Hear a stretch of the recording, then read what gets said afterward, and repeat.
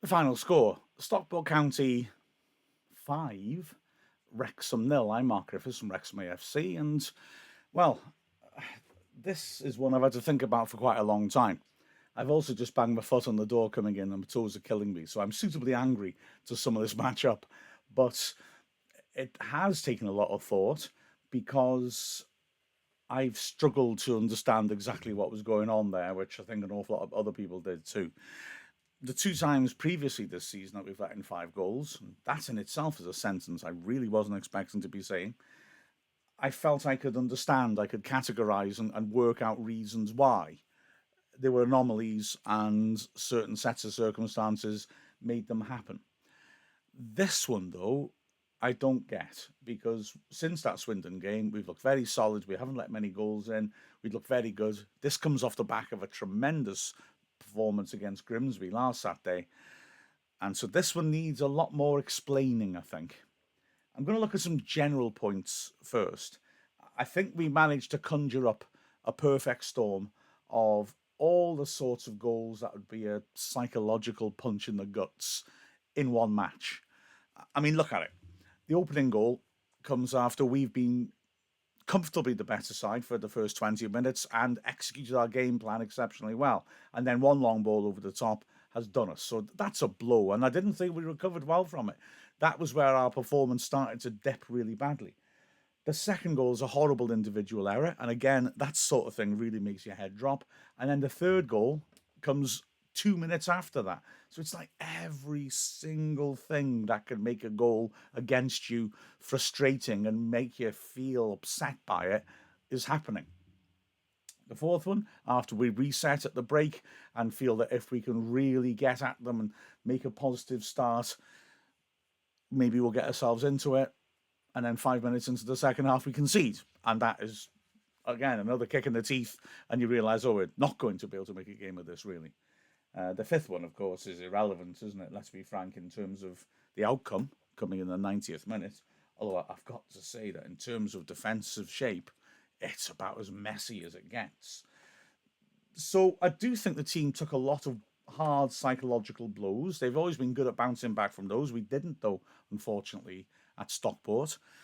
And then there were other elements. I mean, I genuinely thought, when we were talking about having a man of the match yesterday, Neil Williams and I in the commentary, I genuinely thought about proposing Mark Howard, a goalkeeper who had just let in 5 goals, not his fault, and had made, I would say, one save as man of the match because he was the only one who maybe wasn't subpar.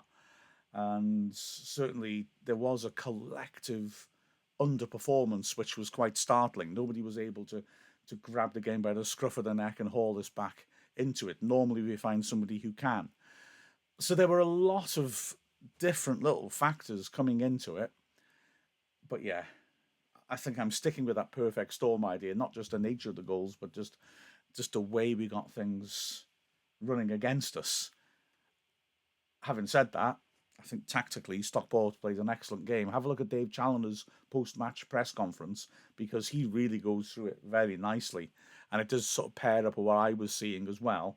So maybe that's the basis that they played exceptionally well, Stockport, and their manager had a really good game plan and reacted to what we were doing well. Anyway, like I say, one change in the game that saw us wallop Grimsby. Ollie Palmer had a knee injury. He's on the bench but didn't have 90 minutes in him. Sam Dalby took his place. And Wrexham, like I said, for the first 20 minutes, looked really, really good. We had a good chance to go ahead in the first minute. Tozer's long throw, which frankly, by the end would turn out to be our most dangerous weapon, that and corners, hurled it into the box, looking for Hayden. He scraps away in the goal mouth. Keeper, if it drops partly out, Lee puts it back in. Keeper did what I must admit in commentary I thought was a weak punch. Looking at it again as a very good punch because Lee's ball it back into the goal mouth is testing. Mullin's attacking it and the hinge lift as well to get above Mullin and punch to the edge of the area. But there is Lee inside the box, bringing it down. Well, not able really to control his shot and he puts it off target. It was a real chance because Inchliff hadn't got back in position, but it was a snapshot that Lee had to take on. He didn't have any time to settle himself. A minute later, though, came an early warning of what was to come. Because, okay, let's get into the tactical issue that Wrexham had throughout this game. we clearly had a plan to stop their fullbacks coming forward. Stockport starting with a flat back four. And the plan essentially was our strikers were going to step up and match up with the centre backs, their centre backs, so they couldn't bring the ball out. They'd have to play the ball out to the full backs, and they are their normal outlet. They're good going forwards. But then our wing backs would, once that happened, make a 20-yard sprint to their full back to stop that player from bringing it forward. So say Stockport works over to Toure, who's very dangerous coming forwards on the left.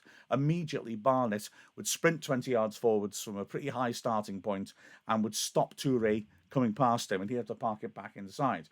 And this worked beautifully for 20 minutes. Stockport weren't able to get out much, and we were smothering them.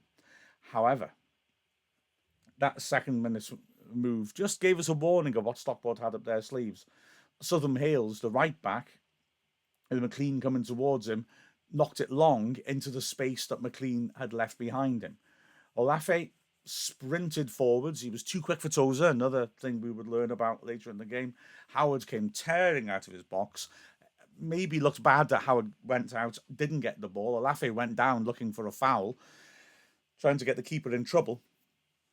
It wasn't a foul, and he got up and pulled a poor ball back in the box, and Young coming back to cover with Howard still outside the area was able to clear. But that was the warning. That ball in behind the wing backs would cause absolute chaos for Wrexham. As Challoner said, he wanted to be playing those early balls in so that his strikers, Olafe and Barry, could run at the Wrexham centre-backs, because he felt that in that sort of situation they were going to get a lot of change out of it. How right he was. For my money, I'd say Howard actually did quite well. He didn't get to the ball, but he managed to force Olafe out wide. His cross was poor. I think if he'd left it, Olafe had a lot of space to come inside and start preying on Wrexham's defence. As it is, like I said, Wrexham continued at first to look very good. 5th minute, another chance, a great ball by O'Connor after Young had done well to hold off two players and find him. Picked out Lee, and a lovely one-touch 1-2 with Mullen on the edge of the area. Found Lee breaking into the left channel. He took it on well to just nudge it away from his man and make space for the shot. But from inside the box, about 15 yards out, his shot was too straight. So we continued like this. Stockport were patient. I think it was something I overlooked a little bit. While Wrexham were controlling the game for the first 20 minutes, Stockport were patient and keeping us pretty much at arm's length. And then in the 21st minute, they struck. Similar ball down the right-hand side, this time the keeper Hinchliffe delivering it. Collar bursts down there. Our system has broken down, and it's Elliot Lee having to charge back and cover him because McLean is high up the pitch.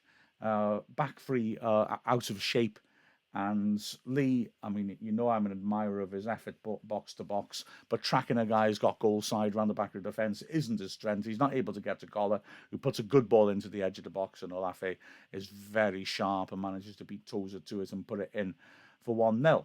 We didn't really recover well from that. We had the next chance, a long throw by Tozer. Hayden made contact around the penalty spot, but I think he may have jumped a bit early and couldn't control his header, put it over the bar. And then things started again just to look worrying for Wrexham.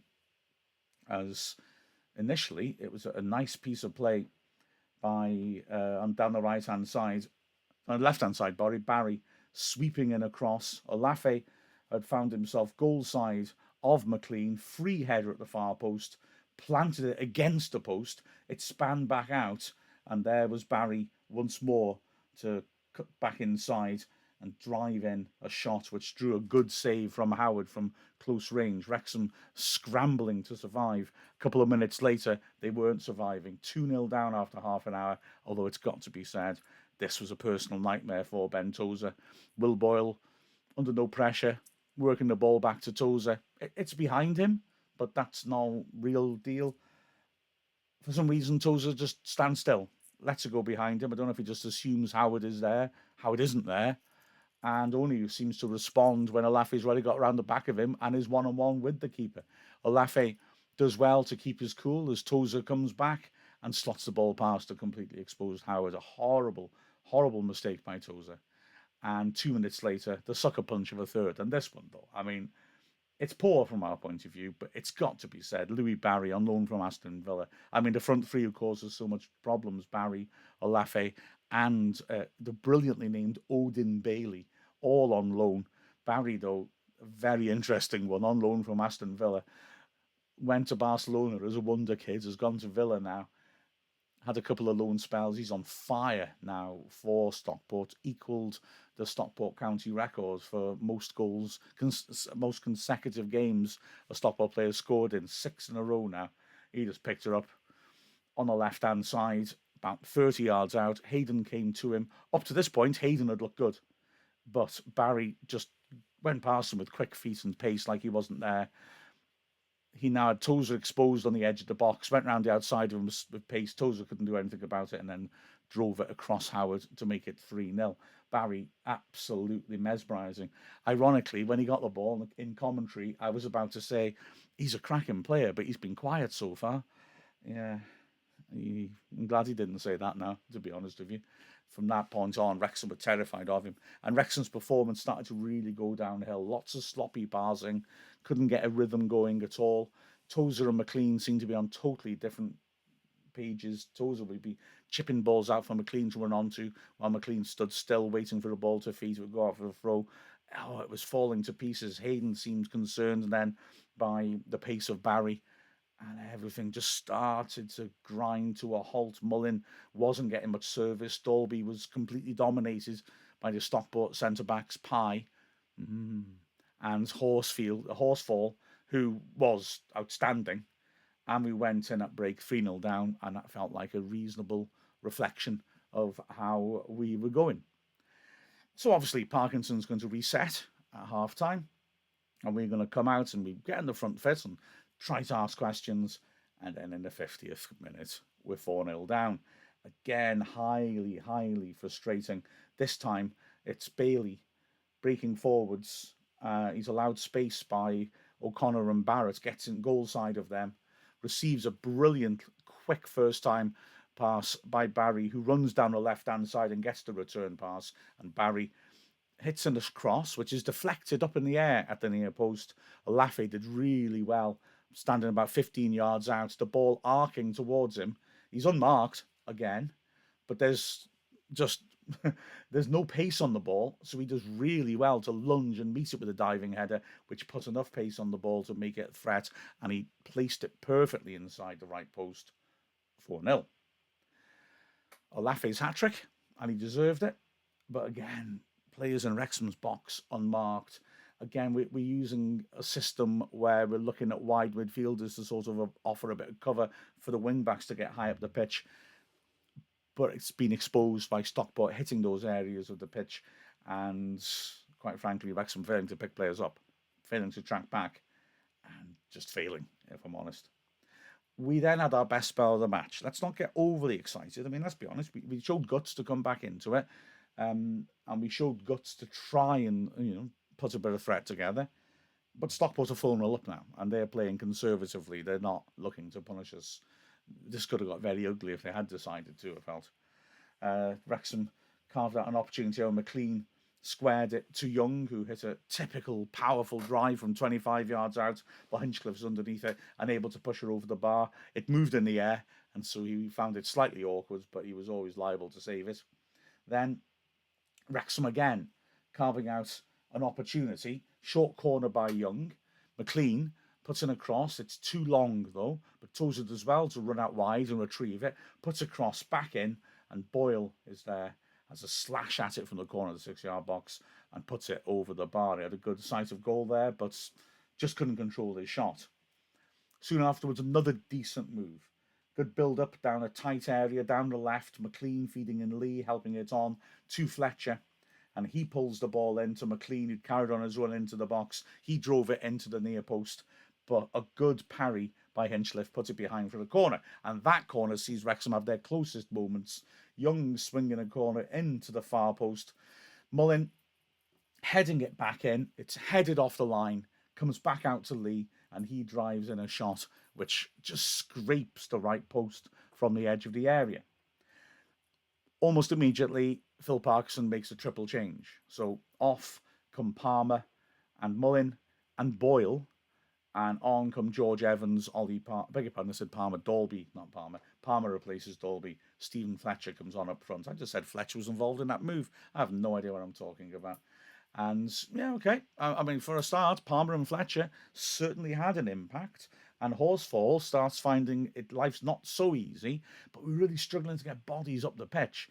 There was an example that summed it up nicely. Long ball forwards by Howard. Howard had held on to the ball for ages because players wanted him to roll it to them, and he was clearly saying, "No, get up the pitch. I want to go long to these two big guys and see if we can cause some problems."